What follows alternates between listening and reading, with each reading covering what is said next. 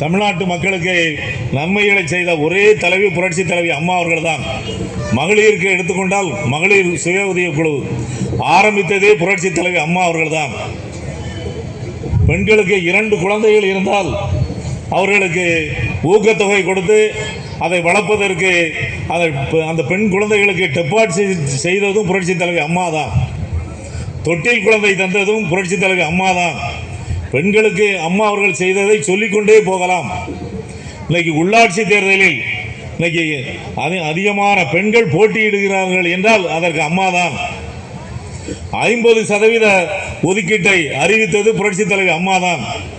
உள்ளாட்சி தேர்தலில் 50% பெண்கள் போட்டியிட வேண்டும் என்று சட்டத்தை கொண்டு வந்தது புரட்சி தலைவி அம்மா தான். அதாவது குழந்தைகளுக்கு அவர்களுக்கு பெயருக்கு பின்னால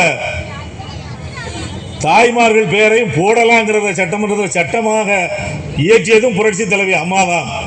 இப்படி எத்தனையோ திட்டங்கள் மகளிருக்காக புரட்சி தலைவி அம்மா அவர்கள் செய்திருக்கின்றார்கள்.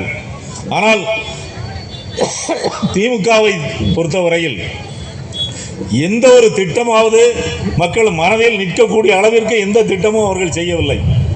இதுதான் உண்மையான நிலைமை.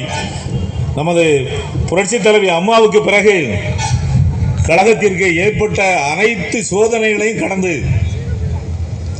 ஒற்றை தலைமையை கொண்டு வந்து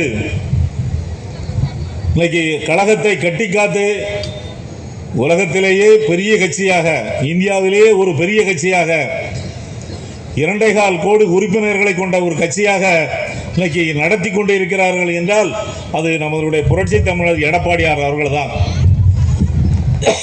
அவர்கள் 4.5 ஆண்டு காலம் தமிழகத்திலே ஆட்சி செய்தார்கள். அவர்கள் கொண்டு வந்த திட்டம் கணக்கில் அடங்காத திட்டங்கள். அதையும் நாம் சொல்லிக்கொண்டே போகலாம். அதாவது குடிமராமத்து நாயகன் என்று பெயர்.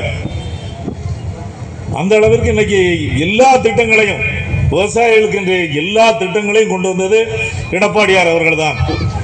அம்மா மினி கிளினிக், அம்மா மருந்தகம், அம்மா சிமெண்ட்,